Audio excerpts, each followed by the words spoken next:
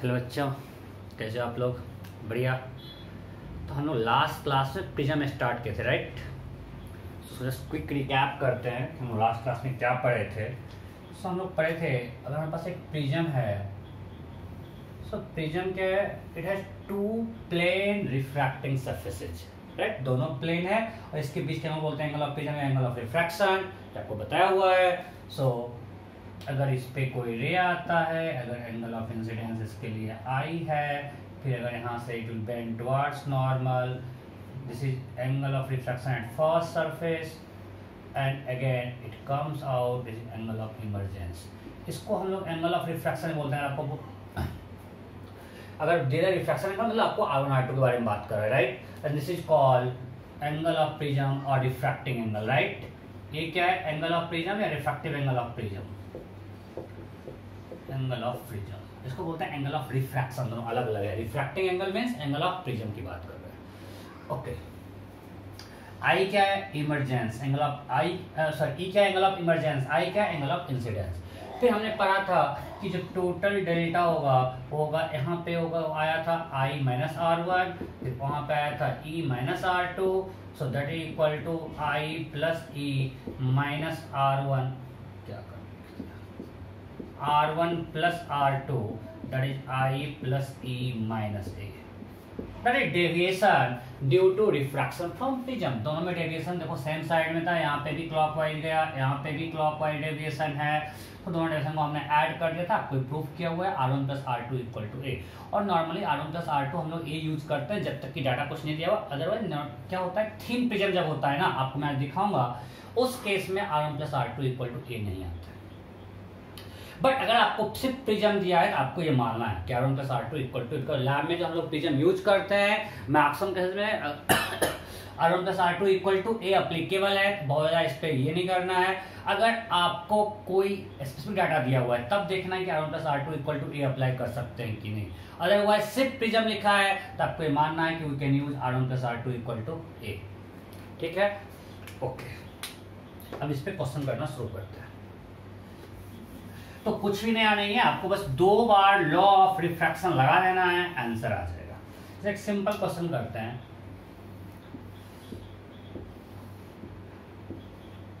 We have an equilateral prism, let's say equilateral prism। अब हमने यहाँ पे एक रे इंसिडेंट किया, angle of incidence is 60 degree, angle of incidence is 60 degree. Then question is find deviation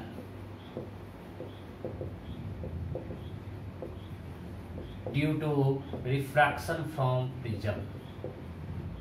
means जब ray इससे बाहर आएगा कितने का डेविएशन होगा। Option A 30 degree clockwise, option B 30 degree anti clockwise, option C 0 degree, option D 60 degree clockwise, option A 60 degree anti clockwise. You have to find deviation due to refraction from prism। हो गया क्या? तो simple, हमको ये formula लगा लेना है। ठीक है, हम देख सकते हैं यहां पे R1 क्या होगा, ऐसे भी जाएगा। सो ये R1 निकाल लेना है, फिर ये R2 निकाल लेंगे और यहां से फिर ये E निकाल लेंगे। ओके, और हम से निकाल सकते हैं कि यहाँ पे होगा I माइनस R1, यहाँ होगा E माइनस R2। सो R1 क्या होगा, यहाँ पे लगा लॉ ऑफ रिफ्रैक्शन, एयर है इधर 1 into sine 60, that is equal to √3 sine R1। So √3/2 equal to √3 sine R1, so R1 equal to 30। आपको याद जाएगा, याद हो गया होगा। सो R1 क्या है 30, सो R1 निकल गया 30। So what is R2, again it's 30, because R1 plus R2 equal to है, वैलिड है, यहाँ पे दिख रहे हैं कि ऐसा बन जाएगा ये क्वाड्रेटरल। मैक्सिमम केस में आपका दिख जाएगा, अगर नहीं होगा ना आपको दिख जाएगा कि R1 ही ऐसे बड़ा आ जाएगा, आपको हम दिखाएंगे जब थीन प्रिज्म है तब सोचना है, अदरवाइज कोई दिक्कत नहीं है। सो R2 क्या हो गया 30, जब R2 30 हो गया तो अब E निकाल लो, तो लगा लो यहाँ पे लॉ ऑफ रिफ्रैक्शन, सिंपली आ जाएगा √3 into sine R2 equal to 1 into sine E। After solving will get simple 60 degree. अरे यहाँ तो 60 थे, यहाँ 60 का सेम इक्वेशन तो आ रहा है। सो ई 60 आ गया। सो डेल्टा इक्वल टू आई कितना है 60, ई 60, ए भी 60, सब कुछ 60, आंसर भी 60। किधर क्लॉकवाइज तो दिख रहा है, दोनों में टर्न किया है क्लॉकवाइज। अरे हाँ नहीं, सो क्लॉकवाइज 60 डिग्री क्लॉकवाइज। आपको पिछले क्लास में बता चुके हैं। अरे यार ये रे इधर जाता इधर टर्न किया, इधर टर्न किया क्लॉकवाइज। ये रे इधर जाता इधर टर्न किया क्लॉकवाइज। दोनों को ऐड किए हैं, सो डेविएशन आया 60 degree clockwise. Next next next next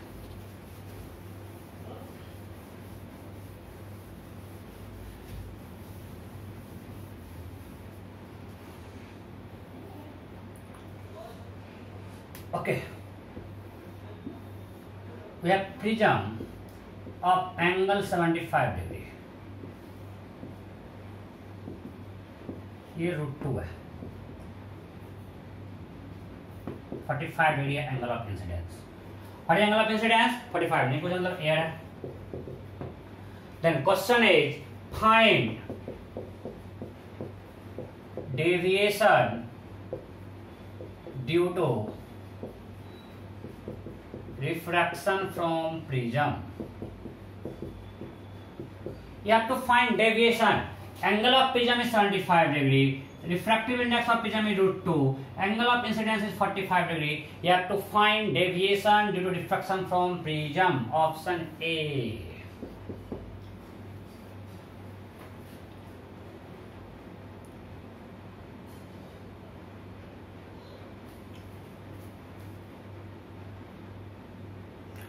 (135 degree), option B, option C,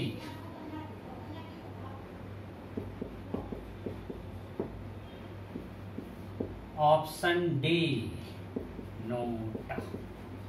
You have to find deviation due to refraction from prism।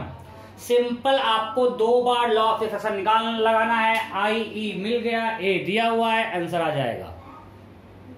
हो गया, चलो करते हैं।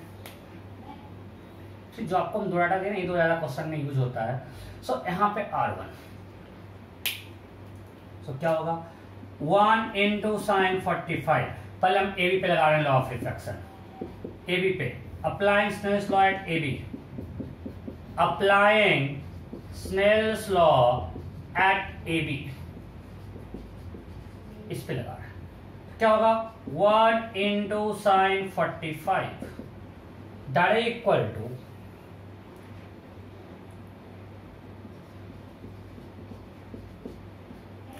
√2 इंटू साइन R1। ठीक है, then 1 by √2 equal to √2 sine R1। So R1 equal to again 30 degree. दिख रहा है, sine R1 equal to 1 by 2, so R1 equal to 30। जब R1 30 है तो R2 क्या होगा 75 डिग्री में 30 डिग्री 45 डिग्री। जब R2 निकल गया, so now apply Snell's law at surface AC। Applying Snell's law at AC, इसी पे लगाते हैं। तो क्या होगा √2 into sine R2 equal to 1 into sine E, यही तो है। So √2 into sine R2 mean sine 45 degree, that is equal to sine E। So √2 into 1 by √2 equal to sine E। तो sine E equal to 1, so E is 90 degree. So angle of emergence 90, angle of incidence 45, deviation equal to I plus E minus A clockwise। So I कितना है 45, E कितना है 90, A कितना है 75। So again answer is 60 degree clockwise। वो हमको दिख रहा है clockwise जा रहा है, कोई दिक्कत नहीं। So next question।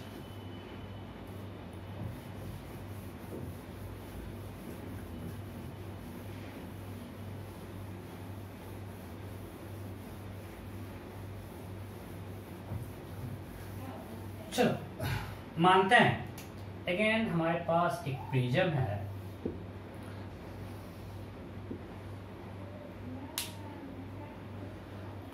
इसका कुछ रिफ्रैक्टिव इंडेक्स है √3 और इस फेस पे एक कोटिंग कर दिए जिसका रिफ्रैक्टिव इंडेक्स n है। क्या रिफ्रैक्टिव इंडेक्स n। अब कुछ रे ऐसे गया,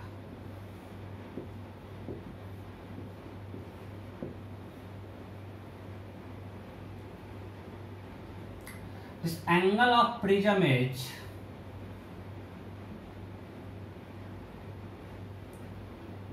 75 degree. Angle of prism is 75 degree.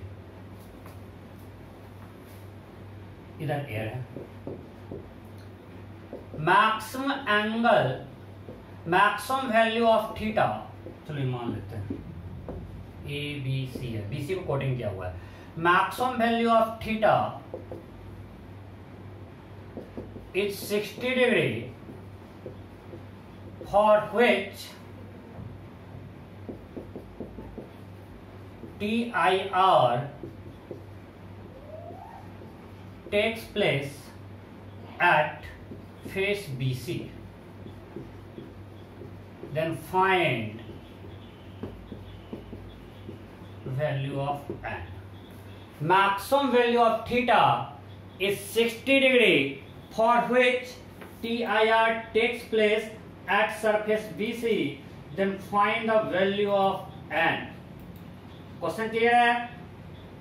Theta को हम चेंज कर सकते हैं। For theta equal to 60 degree TIR takes place at surface BC, then find value of n।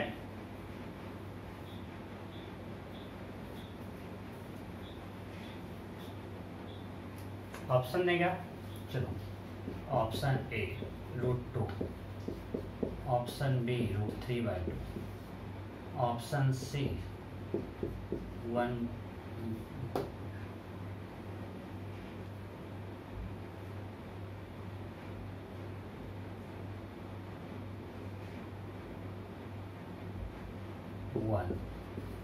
Option D √3/2, E NOTA. You have to find value of n for maximum theta 60 degree TIR takes place at surface BC। हो गया। Option A √2, option B √3/2, option C 1, option D √3/2, option E NOTA. फटाफट करो, सब कुछ ठीक चल रहा है, अभी तक तो ठीक चल रहा है। ओके करते हैं। अच्छा, थीटा का मैक्सिमम वैल्यू 60 है, क्यों देखते हैं थीटा बढ़ाने से क्या होता है। चलो पहले डायग्राम बनाते हैं। यहाँ पे कुछ ऐसे गया और यहाँ पे TR हो रहा है। सो क्रिटिकल केस में ऐसा होगा, इस पे रे जाएगा, ये क्रिटिकल एंगल है। अब बताओ ये थीटा है, ये R1 है और R2 थीटा सी। अगर थीटा बढ़ाएंगे तो अपना first let's apply Snell's law at AB। आपको सबको समझ चाहिए, आंसर तो आ ही जाएगा। Applying Snell's law at AB,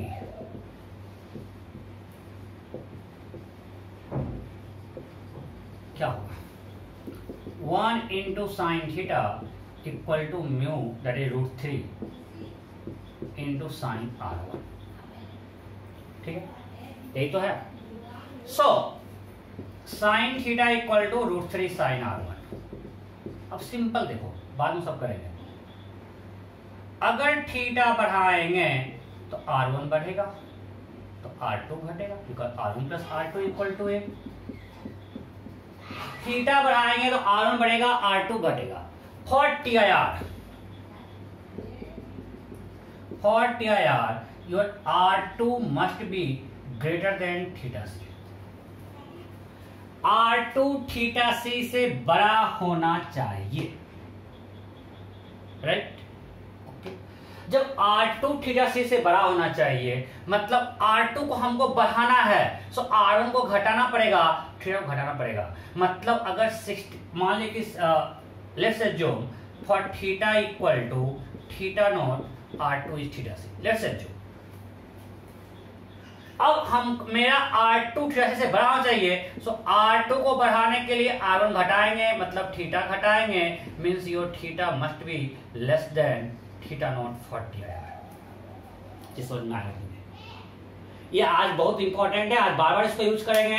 मैं फिर से समझा रहा हूं कि हमको टीआर यहां पे करवाना है, तो टीआर होने के लिए R1 है, R2 है।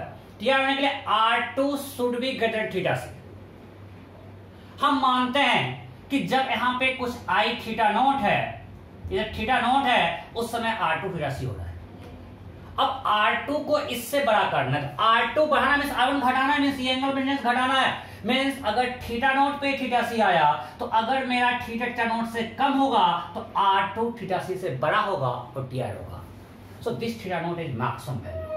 अगर थीटा का मैक्सिमम वैल्यू क्या है, theta should be less then this. अगर थीटा नॉट से कम होगा तो R1 उससे कम होगा, R2 थीटा से बड़ा हो जाएगा। Hopefully I am clear. एक बार और बोलता हूं, इस फेस पे टीआर करवाना है। तो टीआर के लिए this R2 must be greater than theta C. So R2 इससे बड़ा होना चाहिए, राइट?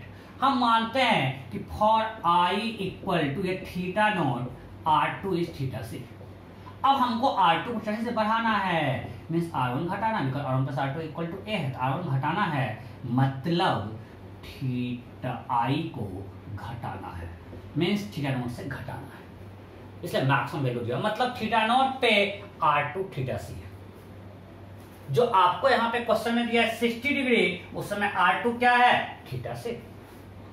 दिख रहा है आपको? ये तो दिया maximum value of theta that is 60, मतलब जब थीटा 60 है उस समय R2 क्या है, थीटा सी है। तो क्वेश्चन बन गया R2 थीटा सी है। ओके, पर जब इसको थीटा नॉट उसमें R1 क्या निकलता है।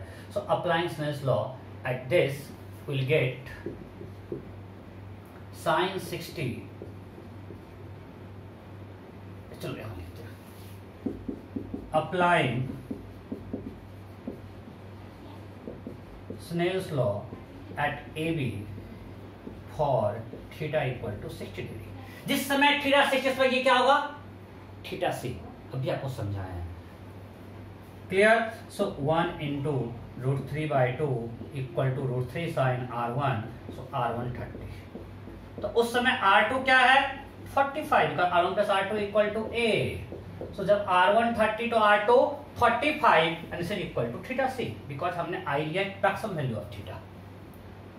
सो यहाँ थीटा सी हो गया 45 degree. Now apply this, now applying Snell's law at BC। मिटाए। सो इस सरफेस पे थीटा सी कितना है, 45। तो सिंपल, जब थीटा सी है means root 3 into sine theta C equal to n into sine 90। आपको बता चुके हैं, कोई फोन लगाने के नहीं होता, बहुत स्नेल्स लॉ लगाओ। यहाँ पे थीटा सी है तो यहाँ पे एंगल क्या है, 90। So root 3 sine theta C means theta C is 45, 1/√2 that is equal to n is this. Last के डेट वहां से पूछा है, उसने क्वेश्चन n² पूछा था, न्यूमेरिकल टाइप क्वेश्चन था, आंसर होता 1.5। कुछ था क्या, नहीं? सो देखो आंसर लोग निकाल देते, आपको ये चीज समझना पड़ेगा। आज फिर से यूज करेंगे कि मैक्सिमम वैल्यू क्यों दिया है, मिनिमम क्यों दिया, मैक्सिमम क्यों दिया है, क्योंकि जब ये मैक्सिमम होगा उस समय ये मिनिमम होगा, और हमको मिनिमम चाहिए यहाँ पे थीटा सी 40 आया। जिस समय थीटा मैक्सिमम है R2 मिनिमम है, एंड रिक्वायर्ड R2 का मिनिमम वैल्यू है theta C. Clear? Okay, next.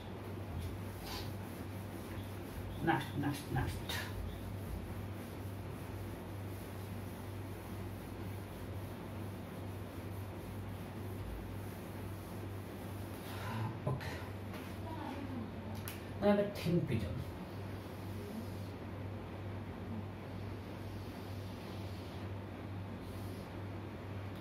Of refractive index √3. This angle of incidence is 60 degree. Angle of prism is 15 degree. ये एयर है। Again you have to find deviation. इसमें वो क्या निकालना है, deviation due to refraction from prism. ये question है, find deviation due to refraction from prism.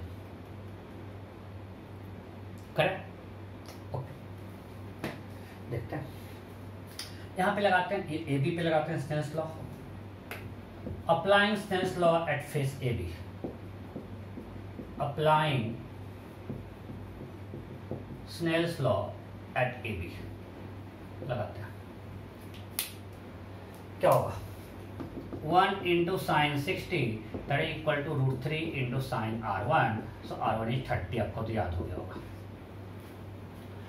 अब देखो यहाँ पे R1 प्लस R2 ए होगा, नहीं यार R1 ही तो ए से बड़ा हो गया, क्यों नहीं हो रहा है? देखो यहाँ पे जो इसका नॉर्मल होगा ना, ये ऐसा है और इसका नॉर्मल कुछ ऐसे जाएगा, फिगर अच्छा नहीं बन रहा है, ऐसा, क्योंकि यहाँ पे R1 प्लस R2 ए नहीं है, आपको दिख रहा है कि R1, अगर चलो ऐसे बना देते हैं नॉर्मल, कोई ऐसे बना दिया, कोई बना दिया ऐसे, फिर नॉर्मल लग नहीं रहा है बट इसे बना दिया और बोल दिया ये R1 ये R2। तो देखो ये 90 ये 90,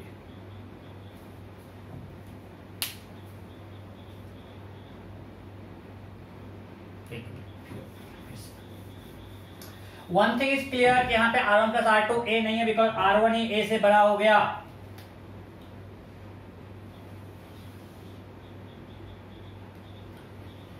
So, जब भी थीन प्रिज्म है और एंगल ऑफ इंसिडेंस बड़ा है तो आपको थोड़ा केयरफुल रहना है। क्यों? जब एंगल ऑफ इंसिडेंस बड़ा है तो एंगल ऑफ रिफ्रैक्शन बड़ा हो जाएगा और होता एंगल ऑफ प्रिज्म से बड़ा हो जाएगा। So, इस केस में नॉर्मल कुछ इधर बनेगा, क्योंकि जब आप नॉर्मल इधर बना दिए, देखो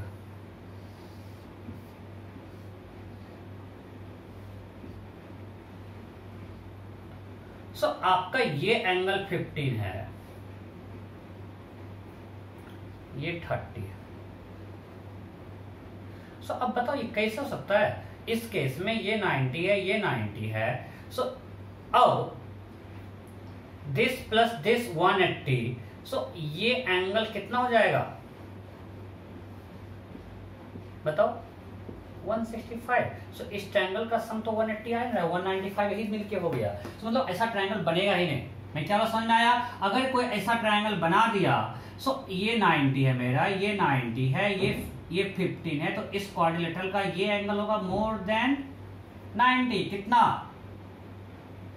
180 है, ये सॉरी ये 15 है, तो इसका सम 180 होना है, तो कितना होगा ये 165, तभी ना। अरे यार this plus this plus plus this plus 360 quadrilateral बन रहा है ना, ये दोनों नॉर्मल यहाँ पे आके कट किया तो 90 90 180 थे, 15 प्लस 165 180 होगा, और जब यही 165 हो गया, अगर आप इस तरह से ले जाएगा तो ये 30 हो गया, ये तो 195। ट्रायंगल कभी बढ़ेगा क्या? नहीं, लगा ड्राइंग गलत है, इसके नॉर्मल ऐसा होगा ही नहीं। नॉर्मल कैसा होगा? इस तरह का। मैं बार बार बोल रहा हूं, अगर आपका थिन प्रिज्म हो और एंगल ऑफ इंसिडेंस बड़ा हो, so you have to be careful, वहां पे R1 plus R2 equal to A apply नहीं होगा। इसमें नॉर्मल जो है ना कुछ ऐसा होगा, ऊपर चला जाएगा नॉर्मल। तो इस केस में अब देखो ये एंगल 60 था और ये मान लेते हैं 30 है, ये 15 है, राइट, ये 90 है, ये नॉर्मल है, ये कितना होगा 75। यहां तक कोई दिक्कत नहीं? So what is this angle? What is this angle? ये 60 होगा। जब ये 30 है, so this angle is 60, so this plus this equal to 75, so here R2 is again 50, here R1 is 30 and R2 is 50. Am I clear? इस case में R1 क्या हुआ 30, ये 30 से क्या हो गया 60 और ये 75 है। कैसे? नॉर्मल गया ऊपर, ये 90, ये 15, ये 75। सब लिखना पड़ेगा क्या? In triangle A and O, ये 90 है, ये 50 है, 75 होगा, कोई दिक्कत नहीं। ये 75। अब ये R130 है तो ये क्या होगा 60। अब देखो ट्रायंगल MON में ये 60 डिग्री है और ये 75 है, इसका प्लस इसका सम 75 होगा तो ये एंगल क्या होगा 58, और यही तो नॉर्मल और जिस रिफ्रैक्टेड रे के बीच एंगल है, सो R2 15 हो गया। फिर आपको यहाँ से अब E निकालना पड़ेगा, यहाँ पे लगाओ स्नेल्स लॉ, कुछ गंदा सा वैल्यू आएगा। मैं आपको बस इतना समझाना चाह रहा हूँ कि इस केस में R1 plus R2 equal to A नहीं है, और यहीं से दिख गया कि R1 ही A से बड़ा हो गया। सो कहाँ पे केयरफुल होना है, जब आपका प्रिज्म थिन हो और एंगल ऑफ इंसिडेंस लार्ज हो। जब एंगल ऑफ इंसिडेंस लार्ज होगा तो R बड़ा होगा, R बड़ा होगा तो R1 प्लस R2 A होने का चांस घट सकता है। ठीक है, कोई डाउट नहीं? So next question. सो आपको हमेशा अपना अकल खोल के रखना, सिंपली फॉर्मूला पुटिंग नहीं करना है, आपको देखना है क्या क्या हो सकता है। ठीक है, next.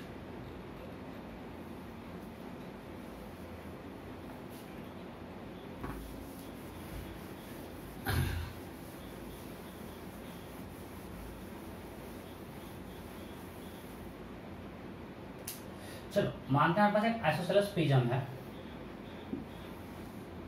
This angle is 150 degree, isosceles है, ये दोनों इक्वल है, म्यू √3 है।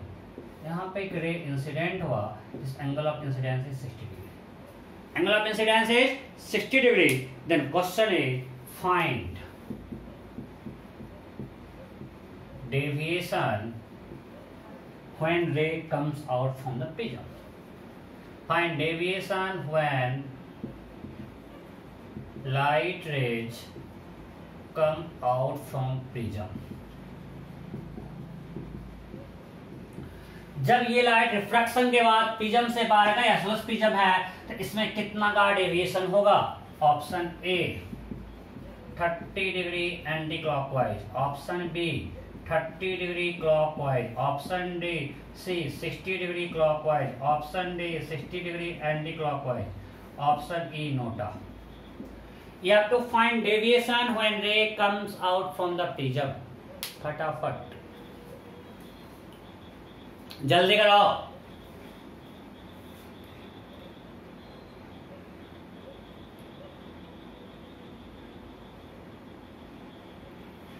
हो गया, चलो करते हैं।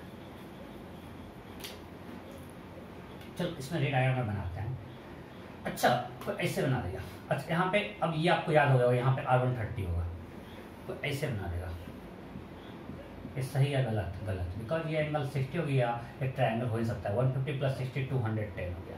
इसलिए बोलता हूँ आपको हमेशा अपना जो है ना आंख खोल के रखना है, और जब भी यहाँ पे एंगल थीन या कुछ बड़ा हो जाए ना और डेंजर है भाई। यहाँ दिख रहा है ये 60 है, 30 है, 60 हो गया, 150 प्लस 60 210। इसका मतलब रे BC पे नहीं जा रहा, AC पे नहीं जा रहा है, AB से रिफ्रैक्शन के बाद AC पे नहीं जा रहा है, वो BC पे जाएगा। ये क्यों हुआ क्लियर रहा? क्योंकि अगर ये आप ऐसे कोई ड्रॉ किया, यहाँ R130 है तो ये 60 हो जाएगा, 150 प्लस 60 210, ट्रायंगल बन ही नहीं सकता यार। मीन्स आप जो रे डायग्राम बनाया वो गलत है। यहाँ से रे रिफ्रैक्शन के बाद BC पे जाएगा। Okay, and this angle is 30, ये 90 है। सो 90 प्लस 30 120, ये 15 है। So 90 plus 30, 120 plus 15, 135. So this angle is 45. So यहाँ पे ये एंगल 45 है। यहाँ तक कोई दिक्कत? अब देखो यहाँ पे लॉ ऑफ रिफ्रैक्शन लगाओ, क्या होगा? ये √3 था, उसका रिफ्रैक्टिव इंडेक्स क्या है? √3 लगाओ तो applying Snell's law at BC, applying Snell's law at BC क्या होगा? √3 into sine 45 equal to 1 into sine R। Sine R equal to √3/√2, this is more than 1। मतलब इसका मतलब रे बाहर नहीं आ रहा है, TI हो जा रहा है। आप चेक कर सकते हो, यहाँ पे जब स्नेल्स लॉ लगाए √3 into sine 45 is equal to 1 into sine R। Sine R आ गया √3/√2 मोर देन 1। मतलब यहाँ पे रे बाहर नहीं आ रहा है, यहाँ पे TIR हो जा रहा है। मतलब यहाँ से रे ऐसे जाएगा। ओके, अब ये 45 है, तो ये भी क्या होगा 45, ये 15 डिग्री होगा।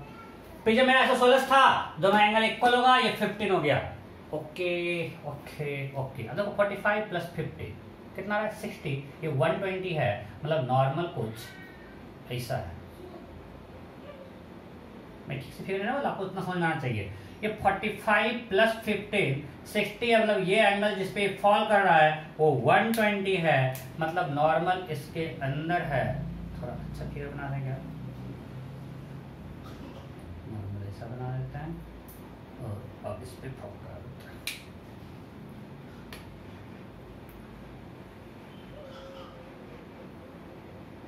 माफ करो, जो बन रहा है वही ठीक है। ओके, सो इस सरफेस पे अब R2 क्या हो गया, ये कितना होगा, जब ये 45 है, ये 15 है, 60 पूरा 120 था, ये मेरा 90 है, सो what is this angle 30 degree. So here R2 is 30 degree. R2 क्या है 30 degree. Now apply Snell's law at face AC. Now you have to apply Snell's law at face AC.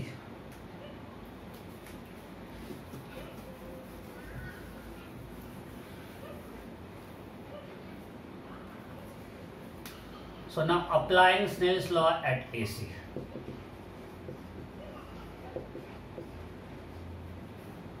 At AC. AC पे ये angle कितना पे incidence हो रहा है 30 degree पे, राइट। वहां पे इंसिडेंस एंगल है 30 डिग्री, तो लगाते हैं √3 into sine 30 equal to 1 into sine E, so √3/2 equal to sine E, so E is 60। Means यहां से जब रे बाहर आएगा उसके एंगल ऑफ इन्वर्जेंस क्या होगा 60 डिग्री। फिगर अच्छा नहीं बना है बट बना ही देते हैं, मैं फिर से फिगर बना अच्छे से बना देता हूँ।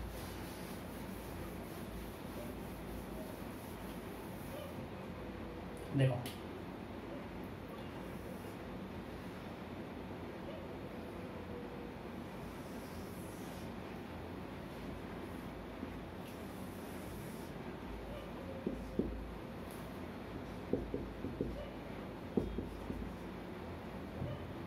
ऐसे रे इंसिडेंस हुआ, आपको पता है कि यहाँ से रे इधर आएगा, इसमें किसी को दिक्कत नहीं।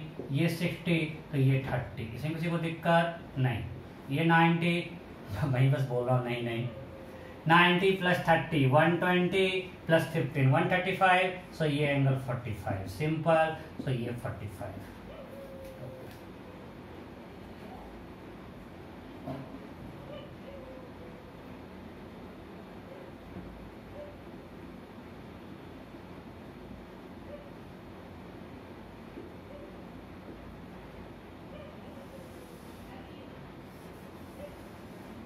ये ऐसे इंसिडेंट हुआ, ये इसका नॉर्मल है, ये 90 है, ये 15, ये 45, आपको पता है। ये पूरा होता 45 प्लस 15 60, ये पूरा 120, इसमें ये 90 है, सो यहाँ पे एंगल ऑफ इंसिडेंस हो गया 30, राइट। और यहाँ से ई आया 60 डिग्री, सो रे बाहर आया ऐसे। सो अब हमें डेविएशन निकालना है। इस रे डायग्राम में किसी कोई दिक्कत नहीं है, तो आपको ये तभी कर पाएगा सब कुछ क्लियर है। कुछ फॉर्म है आपके से क्वेश्चन नहीं बनने वाला है। सो अब हम निकालते हैं डेविएशन। यहाँ कितना डेविएशन है, चलो फर्स्ट सरफेस पे deviation at A B, deviation at A B.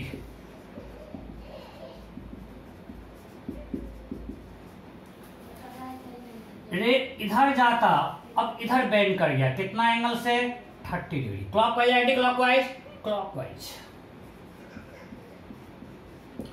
M I clear. अरे रे इधर जाता, इधर बेंड किया, कितने से, ये 30 डिग्री, पक्का कोई दिक्कत।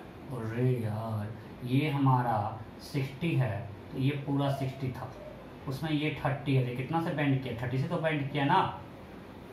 ये पूरा एंगल कितना है 60, ये 30 है, कितना 30, ओके। अब यहाँ पे रिफ्लेक्शन है, सो डेविएशन एट BC, क्या होता है 180 माइनस 2i, इसके लिए रे इधर जाता, ये इधर बेंड किया 180 minus 2i, 180 minus 2 into 45 degree किधर anti clockwise, means 90 degree anti clockwise. Am I clear? अरे इंसिडेंट रे इधर था, अब चला गया इधर, मीन्स रे इधर बेंड किया anti clockwise, right? Now deviation at AC,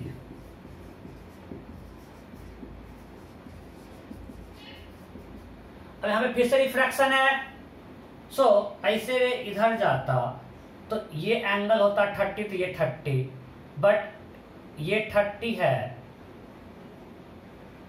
तो ये भी क्या होता 30, बट ये हो गया 60, मीन्स अगेन रे इधर बेंड किया 30 degree clockwise. So total delta क्या होगा, डेल्टा नेट ऐड करो, 30 plus 30 60 clockwise, 90 anti clockwise, 30 degree anti clockwise. ठीक से देखो, कोई डाउट है क्या? ठीक से देखो, नहीं? ये अच्छा क्वेश्चन था। ओके, अब नेक्स्ट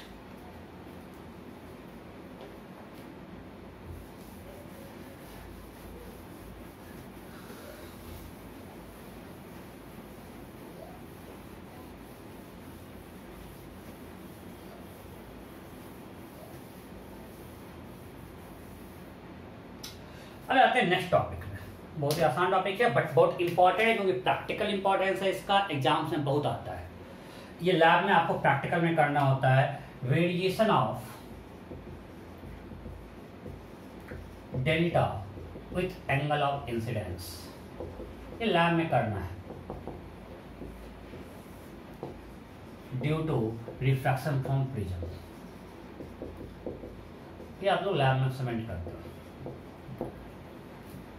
सो अगर आपको एक प्रिज्म दे रहे हैं और उसमें अगर अलग अलग एंगल आई चेंज करें तो डेल्टा क्या होगा, उसको हमें प्लॉट करना। ये आई है, तो सिंपल बनाते हैं, ये आई है मेरा, ठीक है?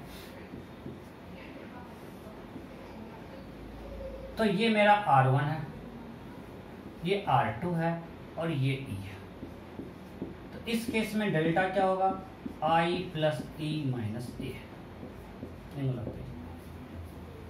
कोई दिक्कत? ओके, अब इसको ध्यान समझना। अब अगर हम ऐसा लेते हैं कि यहां पे मेरा एंगल ऑफ इंसिडेंस का वैल्यू E हो जाए, जो भी यहां वैल्यू होगा वो वैल्यू यहां पे लेते हैं।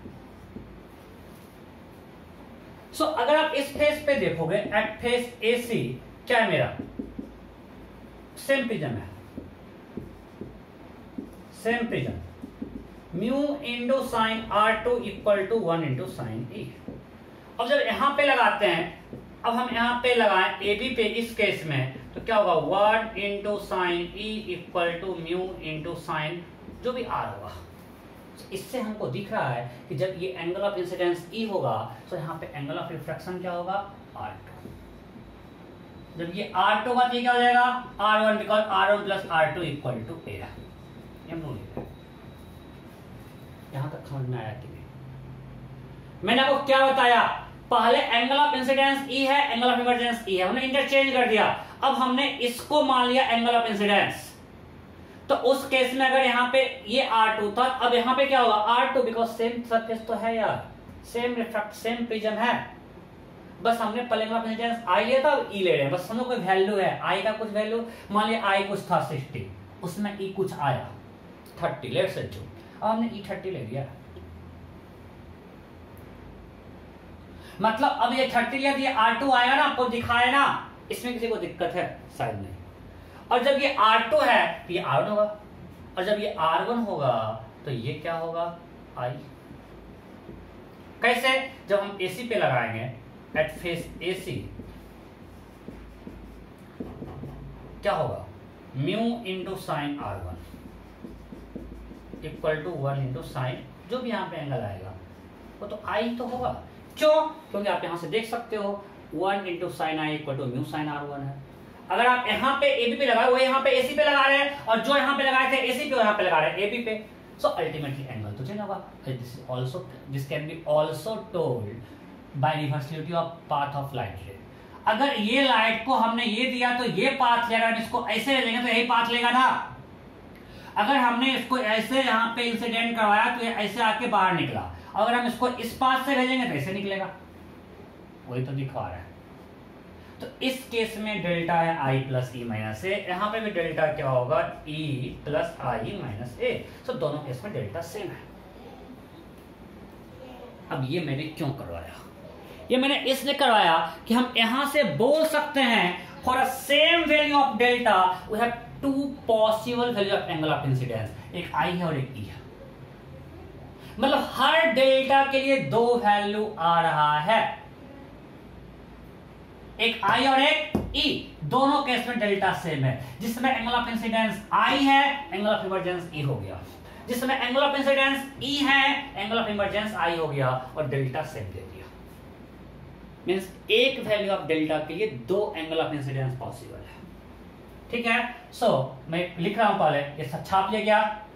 ये एग्जाम पॉइंट ऑफ व्यू से बहुत इंपॉर्टेंट, चाहे बोर्ड हो, मेन हो, नीट हो, एडवांस हो। क्यों? क्योंकि ये प्रैक्टिकल एप्लीकेशन में हम लोग लैब में इसको करते हैं। हम लोग लैब में इसी को यूज करके रिफ्रैक्टिव इंडेक्स ऑफ प्रिज्म निकालते हैं। सो for same value of delta, two values of angle of incidence are possible। दो है। अब सिंपल हम उतना इक्वेशन लिख रहे हैं, आपको आई पता है तो वहां से आर लिखोगे आई के टर्म में। अरे भाई, अगर ये आपको आई पता है तो आर वन लिख सकते हो आई के टर्म में।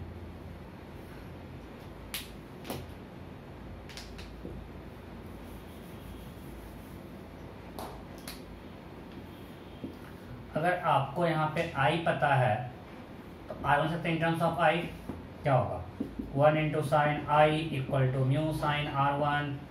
सो R one equal to sine inverse sine I by mu, right. R one निकल जाएगा, फिर यहां से आर टू निकल जाएगा ए माइनस दिस। अब R2 पता है तो हमको इस टर्म में E निकल जाएगा। कैसे लगाएंगे? Mu into sine R2 equal to 1 into sine e, तो हमको E भी मिल जाएगा I के टर्म में। सब कुछ गंदा सा इक्वेशन आएगा। अब उसको आपको फिर आप डेल्टा लिखोगे I प्लस ई माइनस ए, मजा आ जाएगा उसको प्लॉट करने में। सो आपको ये याद रखना है कि जब हम सब करने के बाद लैब में हम करते हैं, मैथ नहीं कर रहे हैं, जब डेल्टा और आई को प्लॉट कर रहे हैं तो ग्राफ कुछ ऐसा आता है।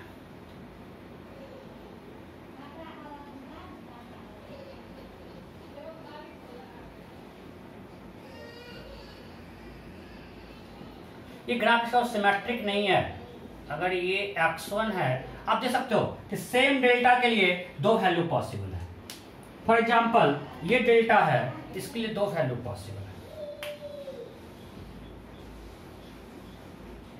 एक ये और एक ये। सो अगर यहाँ पे ये I है तो ये E है। अब इससे अगर ये डिफरेंस x1 है और ये x2 है तो ग्राफ सिमेट्रिक नहीं है, और x2 x1 से बराबर। ग्राफ बहुत इंपॉर्टेंट है।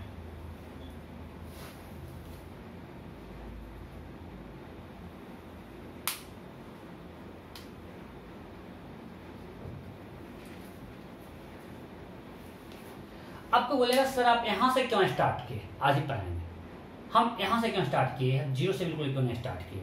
और मैं आपको पढ़ाऊंगा तो आप परेशान नहीं होना है। अभी आपको ये ग्राफ बना लो, ये ग्राफ बहुत इंपॉर्टेंट है। सो यहाँ पे दो चीज ध्यान रखना है। फर्स्ट थिंग क्या है, ये ग्राफ इसके और सिमेट्रिकल नहीं है। ये वाला विड्थ ज्यादा, ये वाला विड्थ कम है। और हमने जहां से स्टार्ट किया वहीं पे एंड किया। मतलब चूंकि हर वैल्यू ऑफ डेल्टा के लिए आपको दो आई मिल रहा है, कहीं कट करेंगे तो अब यहाँ पे एक ही वैल्यू है। लेकिन अभी तो हमने कहा रिवर्सिटी ऑफ पाथ से दो वैल्यू होना चाहिए। इसका मतलब यहाँ पे दोनों इक्वल हो गया। अरे हाँ नहीं, यही तो इंपॉर्टेंट है कि यहाँ पे जब ये मिनिमम आया, इस पे सिर्फ एक ही वैल्यू पॉसिबल है। मतलब इसका मतलब क्या हुआ, अरे अभी तो देखिए दो तो होना ही चाहिए। रिवर्सिबिलिटी ऑफ पाथ से अभी हमने देखा कि दो है, एक आई और ई, इसका मतलब है for minimum deviation, for minimum deviation delta m i equal to e. तो उस केस में डेल्टा एम क्या होगा, i plus e minus a equal to i plus i minus a. So delta M equal to 2i minus a. First important result, delta m is 2i minus a. जब minimum deviation होगा उस समय i equal to e है और value of minimum deviation is 2i minus a. तो अगर आपको prism दिया हुआ है, अगर आपको आई और ए मालूम है, you can find delta M, right. जैसे अब आपको हमारे क्वेश्चन ये देते हैं, ये लिख लियो, इस पर क्वेश्चन करना पहले शुरू करते हैं। चलो पहले सब कुछ पढ़ लेते हैं, नहीं पहले क्वेश्चन करते हैं, ये मिटा रहे हैं, इतना तक पहले क्वेश्चन करते हैं। सो अभी तक हमने क्या पढ़ा कि ये मेरा डेविएशन और एंगल ऑफ इंसिडेंस का ग्राफ है, ग्राफ इसके और सिमेट्रिकल नहीं है, ये विड्थ ज्यादा, ये विड्थ कम है। And for each delta we get two value of i, बस मिनिमम वैल्यू पे एक ही है, चूंकि यहाँ पे मिनिमा है, इसका मतलब यहाँ पे आई इक्वल टू ई हो गया। आपको रिजल्ट याद रखना है, for minimum deviation angle of incidence equal to angle of emergence. और वहां से मैंने निकाला delta M equal to 2i minus a, ये हमने डिराइव कर दिया। ओके, आगे बढ़ते हैं, क्वेश्चन बढ़ते हैं। Let's assume for deviation equal to, ये डेल्टा का वैल्यू कुछ मान लेते हैं 40 डिग्री है, ठीक है, और ये 30 है, आई 30 है, और ये 22 है, ये क्या है 22। एक ग्राफ आपको दे दिया कि ये 30 है, ये 45 दिया हुआ है और ये 22 दिया है। मीन्स 45 डिग्री डेविएशन पे दो वैल्यू है, एक ये 22 है और एक ये है, और मिनिमम डेविएशन कहां पे हो रहा है, at angle of incidence 30 degree. So what can be the possible value of E, what may be the possible value of E? Option A 35 degree, option B 38 degree, option C 27 degree, option D 39 degree, option E 31 degree। इसमें से कौन ए का value हो सकता है, आपको question दे दिया, या तो ग्राफ देगा या लेमन देगा। 45 degree deviation occurs for two different angle of incidence, 22 degree and E, and the minimum deviation occurs for angle of incidence 30 degree. Then what can be the possible value of E? कौन हो सकता है? Simple, यहां से यहां कितना है gap, 8 degree. So this width must be more than 8 degree, right. मतलब 30 में 8 जोड़ेंगे 38 आएगा। सो हमारा 38 से बड़ा चीज एक ही है 39, ये सब 38 से छोटा है। ये इक्वल तो हो सकता है, अगर ये 8 है तो ये 8 होगा नहीं, ये 8 से बड़ा होगा, तो एक ही है। अगर ऐसा क्वेश्चन देगा तो आपको ऐसे ऑप्शन छट जाएगा। क्लियर है? First, second question,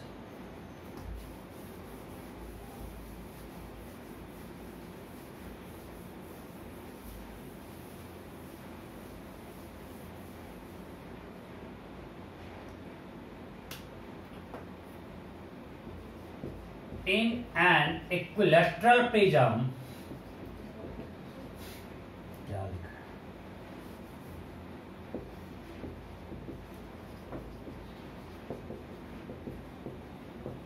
minimum deviation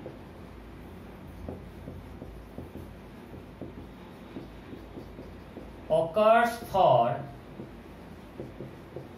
angle of incidence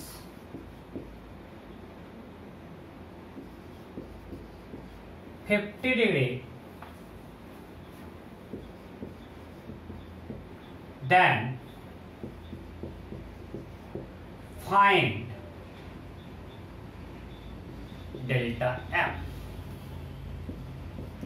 Option A 50 degree, option B 70 degree, option C 60 degree, option D 40 degree, option E NOTA. You have to find minimum deviation, simple formula putting है। ये result बहुत important है, उत्तर निकल जाएगा delta M equal to क्या होगा 2i minus, आपको याद है तो टाइप कर सकते हो, आपको इससे पता हो जाए delta equal to i plus e minus a होता है। एंड ये आपको बिल्कुल याद आ चाहिए ग्राफ, और वहां से हम देख सकते हैं कि for minimum deviation i equal to e, direct ये पूछा जाता है, for minimum deviation i equal to E, so delta m is 2i minus a. अब आपको यहाँ पे i दिया हुआ है कितना 50 डिग्री, ए उल्टा पे जा रहा है तो 60 degree, so 100 minus 60 that is equal to 40 degree.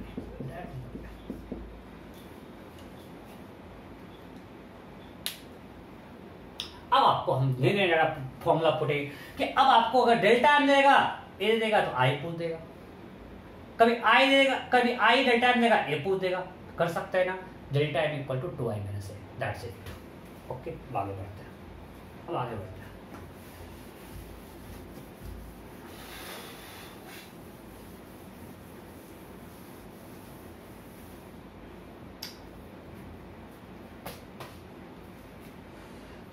हमको मिल गया delta M equal to 2i minus a.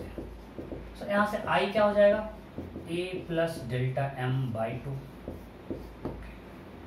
अब जब i इक्वल टू ई है फॉर मिनिमम डेविएशन, क्या है i equal to E, so r1 equal to r2 भी होगा। अरे जब आप यहां पे लगाओगे, यहाँ पे I है और ये R1 है, यहाँ पे लगा रहे हैं सेंस लॉ और यहाँ पे भी लगा रहे हैं। जब I इक्वल टू ई है R1 इक्वल टू R2 होगा ना, सिंपल लॉ ऑफ रिफ्रैक्शन से समझ में आता है ना। और जब ये दोनों सेम है, दोनों भी सेम होगा, मटेरियल तो सेम ही है, सो R1 इक्वल टू R2 हो जाएगा। So we know for minimum deviation R2 equal to R1। ये भी ध्यान रखना है सब कुछ, for minimum deviation R1 equal to R2 is equal to a by 2, is equal to a by 2 because r1 plus r2 equal to a है, r1 plus r2 equal to a है, so यहाँ पे हो जाएगा r1 plus equal to r2 equal to a by 2। now applying Snell's law at any fix, किसी पे लगा दो, applying Snell's law at AB,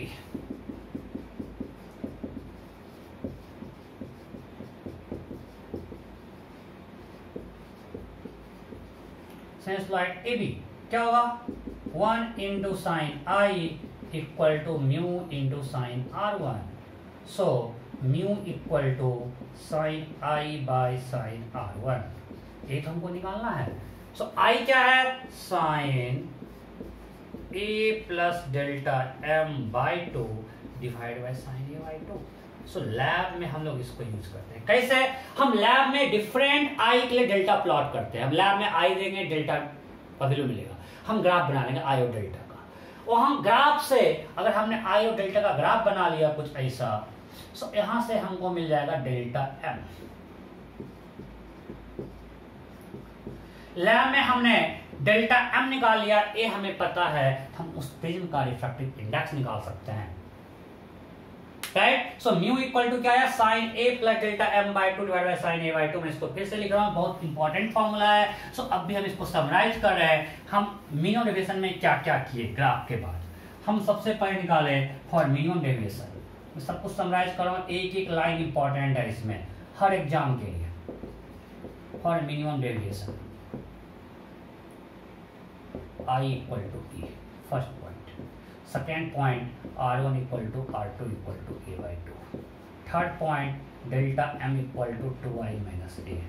fourth point mu equal to sine a plus delta m by 2 divide by sine a by 2। आपको हर कुछ बिल्कुल story की तरह connect रहना चाहिए आपके दिमाग में, याद अगर कंफ्यूज हो गया, आपको बस इतना पता है, ग्राफ दिमाग में रह गया, आप यहाँ सब कुछ लिख लोगे। अब एक और चीज, अगर मेरा प्रिज्म आइसोसेलेस है, ये हर एग्जाम में नेट में 2 बार पूछा है, जे एडवांस में 2 बार पूछे हुए हैं। अगर मेरा प्रिज्म आइसोसेलेस है तो इन केस ऑफ मिनिमम डेविएशन देखो क्या होगा। अगर ये एंगल ए है तो ये क्या होगा, आइसोसेलेस प्रिज्म में 180 minus a by 2 means that is 90 minus a by 2, 90 minus a by 2, right.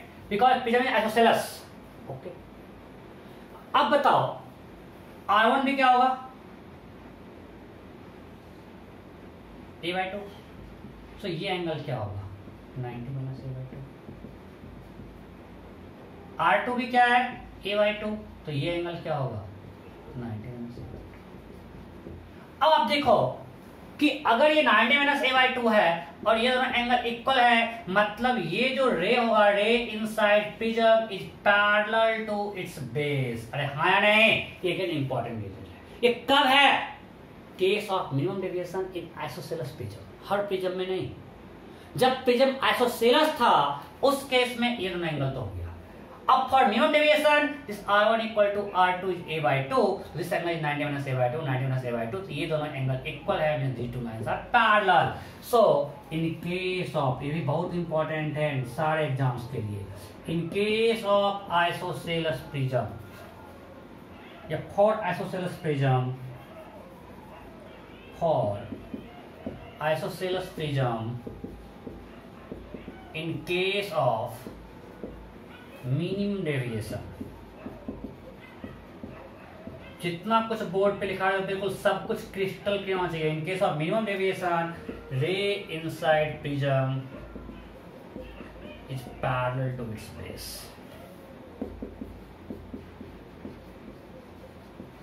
कहीं लिखा था हॉरिजॉन्टल भी, बिकॉज हम बेस को हॉरिजॉन्टल मानते हैं।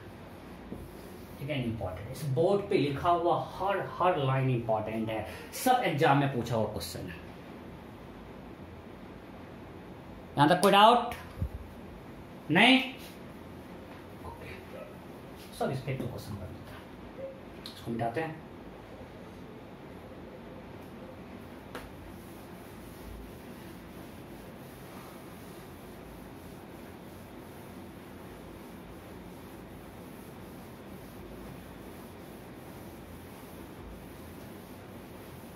सिंपल देता है।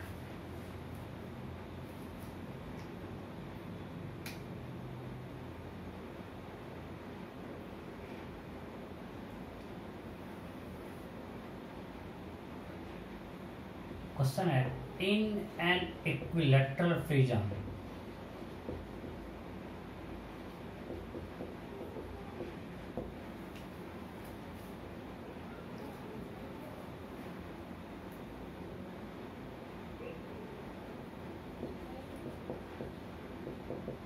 minimum deviation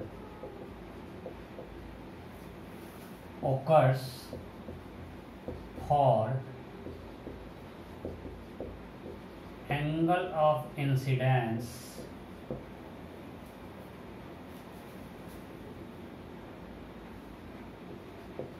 (90°). Then find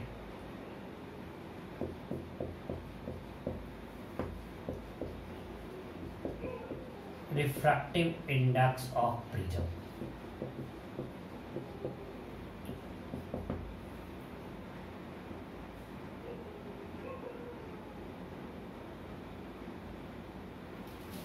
Oh, wait a minute, 45 degree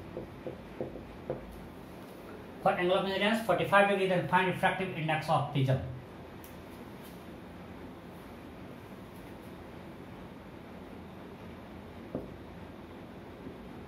√3 2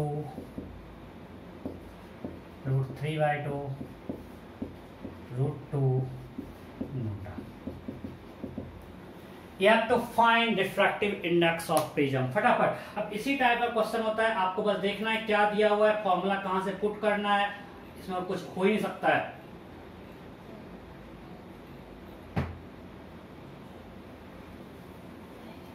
हो गया सिंपल। आपको क्या क्या दिया हुआ है, इक्वेटर प्रिज्म है, सो ए दिया हुआ है 60 डिग्री, और आपको आई दिया हुआ है for delta m is 45 degree, so यहां पर डेल्टा एम निकाल लेते हैं। या डायरेक्ट आपको अगर आई दिया था डायरेक्ट ई भी निकालने की जरूरत भी नहीं है, अगर डेल्टा एम पूछता तो निकालते 30 डिग्री, अगर जरूरत नहीं है। हमको डायरेक्ट पता है mu equal to sine I by sine R होगा यार, दैट इज साइन 45, आई दिया हुआ उसके लिए, और उस समय आर क्या होता है a/2, for minimum deviation r is a/2 that is 30 degree, direct हम कर सकते हैं sin 45 by sin 30 that is √2। या अगर आपको लगाना फॉर्मूला डेल्टा m निकल गया तो फिर म्यू इक्वल टू लिखो sin a plus delta m by 2 divide bye sin a by 2। अब अगर आपको समझ में आएगा तो आप ये नहीं करके डायरेक्ट ही कर लोगे। अब आपको डिफरेंट केसेस यही डाटा बहुत ज्यादा हम देखते हैं एग्जाम में पूछा हुआ रहता है। अब आपको कभी म्यू दे दिया, पूछ देगा फाइंड मिनिमम डेविएशन, निकल जाएगा। एक क्वेश्चन दे दिया, ये प्रिज्म है, इसका म्यू √2 है,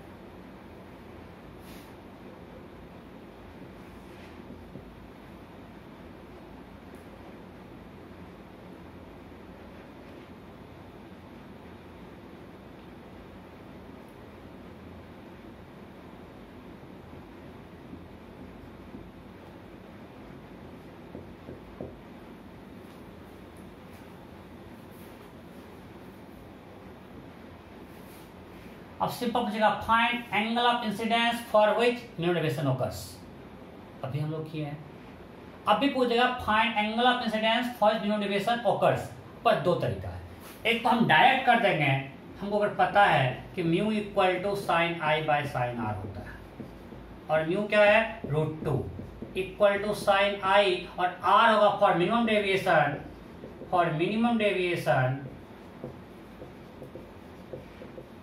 r equal to a/2 that is equal to 30 degree, so that is equal to sin 30, so sin I equal to √2 into 1/2 that is 1/√2, so I 45 direct यहाँ से निकाल सकते हैं। अगर आपको इस फॉर्मूला से प्यार है तब ये करो, mu equal to sine a plus delta m/2 by sine a/2। यहाँ पर आपको डेल्टा m निकल जाएगा, that is equal to 2i minus a। मैं कहूँगा डायरेक्ट अगर आई पूछा कहीं से यूज कर लो, ये डाटा बहुत एग्जाम पूछा जाता है जो मैं बार बार करवा रहा हूँ। √2 45 60 क्लियर, कोई डाउट नहीं? सो अब आते हैं आज के लास्ट टॉपिक पे, और मजेदार है, थोड़ा अकल लगा के समझना है।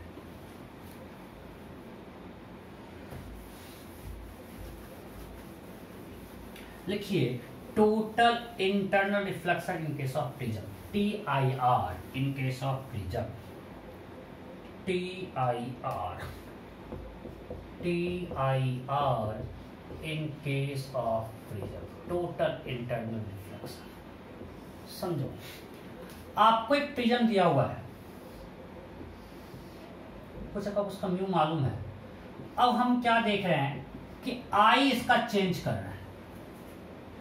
अब यहां पे हम केस निकालेंगे कि इस प्रिज्म का एंगल ऑफ प्रिज्म क्या हो कि आई का वैल्यू कुछ भी हो जाए, टीआर हो जाएगा। यहां पे पहले हम निकालते हैं केस या condition so that TIR takes place at face AC for all values of i. मतलब आप यहां पे आई का वैल्यू कुछ भी रख लो, यहां पे टीआर होना ही होना है। अब आपके कंट्रोल में नहीं है, आप आई चेंज करके जो भी रख लो, यहां पे टीआर होना ही होना है। सो फर्स्ट केस क्या है,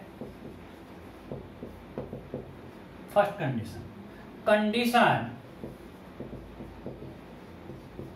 for value of a so that TIR total internal reflection takes place at face AC for all values of I। Means आप I का वैल्यू कुछ भी रख लो, AC पे TR होता है। कैसे होगा देखते हैं। अच्छा, TR होने के लिए क्या करना पड़ेगा, AC पे जो R2 है for TIR R2 must be greater than theta से। समझना, एक एक लाइन समझना। फॉर TIR यहाँ पे लोग परेशान रहते हैं, R2 must be greater than theta से, इक्वल साइन नहीं, ग्रेटर होना चाहिए। आपको हम बता चुके, जब भी अगर R2 थीटा सी से बड़ा हो जाए तो TIR होगा। अब बताओ, अगर R2 का मिनिमम वैल्यू इससे बड़ा हो जाए तो इसका सब वैल्यू इससे बड़ा होगा। If R2 minimum is greater than theta C then always T आया। इस लाइन को समझो। अरे I चेंज करेंगे तो R1 चेंज करेगा तो R2 भी चेंज करेगा। आज आपको स्टार्टिंग में बताए थे। अब R2 का कुछ अलग अलग वैल्यू आएगा, उसका जो मिनिमम वैल्यू जो लोएस्ट है अगर वही इससे बड़ा हो जाए तो अब कुछ भी वैल्यू कर लो I का तो R2 फिर से बड़ा ही रहेगा। अब I को हम चेंज कर रहे हैं तो मेरा R1 चेंज होगा, R1 कारण R2 चेंज होगा, R1 plus R2 equal to A है। अब जो R2 का जो मिनिमम है जो बिल्कुल लोएस्ट लेवल पे है, अरे भाई एक आदमी का मान ले कि उसके पास पैसा बढ़ रहा है घट रहा है, दो आदमी ए और बी के पास कांस्टेंट पैसा है, कुछ है इतना पैसा, इसका पैसा बढ़ रहा है घट रहा है। अगर इसका जो मिनिमम है जो इसको मिनिमम आ रहा है वो भी इसके जो कांस्टेंट वैल्यू है उससे बड़ा है। इसका जो मिनिमम कितना भी लॉस हो जाए इसका जो मिनिमम है वो भी इससे अगर बड़ा है तो हमेशा ऐसा समझो कि ये बी जो है इस लेवल पे फिक्स है। तो क्या करवा रहे हैं लेकिन कुछ लोगों को मैं करवा रहा हूँ, मेरा एक्सपीरियंस है, यहाँ पे लोग परेशान होते हैं। बी का ये फिक्स वैल्यू है, अब ए चेंज कर रहा है, बट अगर ए का मिनिमम वैल्यू भी हमेशा इससे बड़ा है जस्ट ऊपर, अब ए इसका मतलब हमेशा इससे ऊपर ही रहेगा। ए चेंज कर रहा है, चेंज करके मिनिमम वैल्यू भी इससे बड़ा है। सो अगर R2 का मिनिमम वैल्यू इससे बड़ा है तो हर वैल्यू इससे बड़ा होगा, मतलब हमेशा टीआर होगा। ओके, अब R2 मिनिमम कब होगा? हमको पता है कि R2 equal to A minus R1। So R2 minimum equal to A minus R1 maximum. जब R1 मैक्सिमम तो R2 minimum. So A minus R1 max must be greater than theta c. A minus R1 max must be greater than theta c. कोई दिक्कत नहीं। अब R1 का maximum value क्या होगा? यहाँ लगाते हैं Snell's law, applying Snell's law at AB, applying Snell's law at face AB, A पे लगाते हैं। क्या होगा? 1 into sine I equal to mu into sine R1। हमको पता है अगर I बढ़ेगा तो R1 भी बढ़ेगा। So for maximum value of R1 I should be 90।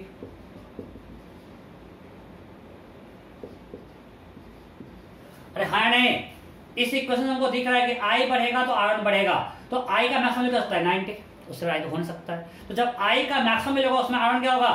Maximum. सो वैसे से क्या है यहाँ से 1 इंटू साइन 90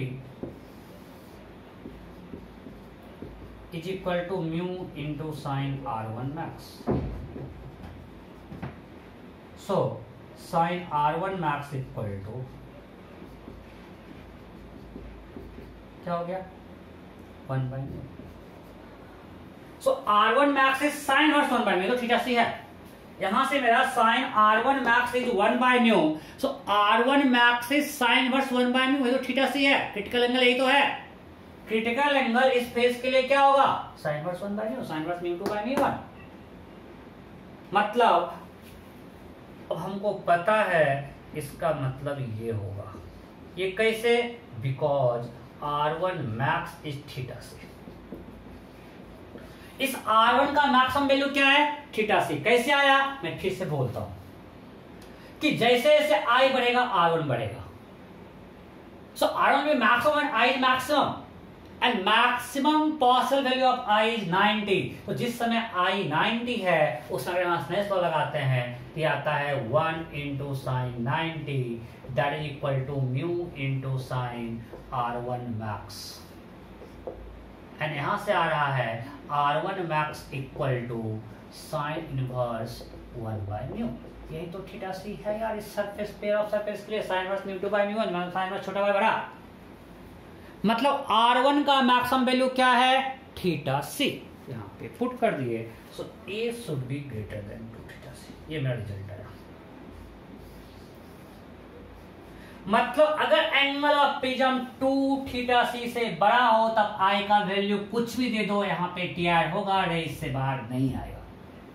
कब? अगर एंगल ऑफ प्रिज्म 2θc से बड़ा हो। फॉर एग्जाम्पल अगर यहां पे मेरा म्यू है √2, सॉरी से 45 डिग्री, अगर म्यू √2 है तो हॉरिक थीटा से 45 डिग्री। अब अगर मेरा एंगल ऑफ प्रिज्म 90 से बड़ा हो, आप कुछ भी वैल्यू रख लो आई का, यहां से PIR होगा, रे इससे बाहर नहीं आएगा। क्लियर? कोई डाउट? अब हम मान रहे रे इससे इस पे जा रहा है, वो सब मान के हम लोग सब कुछ सॉल्व किए हैं। स्टैंडर्ड प्रिज्म है, रे इसके बाद रिफ्रैक्शन होके AB से AC पे जा रहा है, नीचे नहीं आ रहा है, AB से AC, उसको हम मान के सब कुछ कर रहे हैं। और जब कुछ नहीं है हमको वही मानना है, ठीक है? ओके, सो फर्स्ट कंडीशन निकल गया। If your angle of prism is greater than 2θc, ray always TIR takes place at face AC, कभी भी AC से बाहर नहीं आएगा। एक केस आ गया। अब सेकेंड केस, हम I को चेंज कर रहे हैं, हम सोच रहे हैं ऐसा क्या हो कि हमेशा रे बाहर आ जाए, TIR हो ही नहीं। A का ऐसा क्या वैल्यू हो कि ऑलवेज रे कम्स आउट फ्रॉम AC।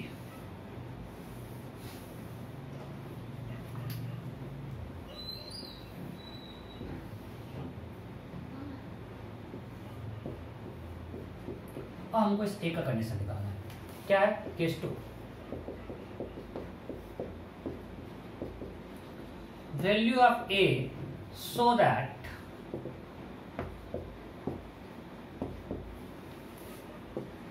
रे always comes out from AC।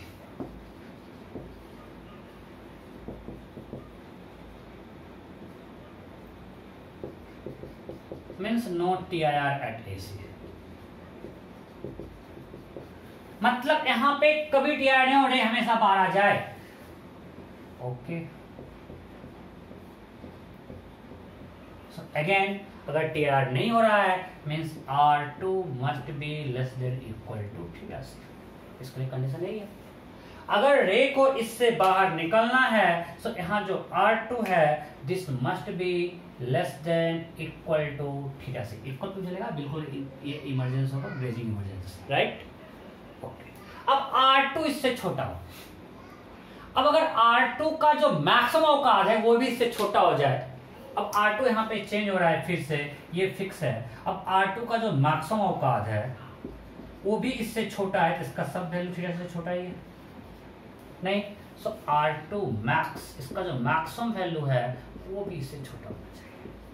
तो R2 जब मैक्स होगा, अब आपको इतना समझ आ गया, ये होगा A - R1 मिनिमम।